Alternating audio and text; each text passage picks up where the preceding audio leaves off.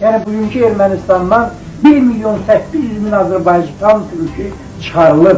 1 milyon 800 min Azərbaycan türkü öz dədəbaba torpağından qoparılıb. İranla Rusiya görüşüb, aralarında bölüblər Azərbaycanı. Bölüblər iki yerə yox, bəlkə 2 min yerə. Moskva, Kreml zaman Azərbaycan torpaqlarını qoparıb, atıb ermənin ağzına. Alıb İrəvanı, atıb ermənin ağzına. Alıb Basar Keçəri, atıb ermənin ağzına. Alıb Qafanı, atıb ermənin ağzına. Alıb Arxaçay vadisini, atıb ermənin ağzına. Alıb Uluxanlını, atıb ermənin ağzına. Alıb Göyçə mahalını, atıb ermənin ağzına. Alıb Zəngəzuri, atıb ermənin ağzına. Alıb Zəngibasarı, atıb ermənin ağzına. Ermənin ağzından gələndə atıb Gürcüstanın ağzına.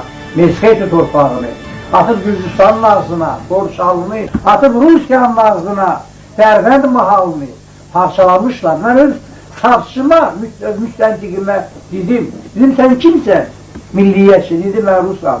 Dedim, sən Rus deyilsən, sən anti-Russan, sən anti-Tolstoysan, sən Rus xalqının özünə qənim kəsilmiş bir qəsdikarsan və sən dərk edə bilməzsən Azərbaycan torpağının dəftərini. Niyə? Ona görə ki, Azərbaycan 4 əsr bundan qabaq 2 milyon 800 min kvadrat kilometr sahəyə malik idi. 2 milyon 800 min. İndi nə qədər qalıb Sovet Azərbaycanı? 86,4 min kvadrat kilometr. Azərbaycanın sahəsi 32 dəfə kiçildilib.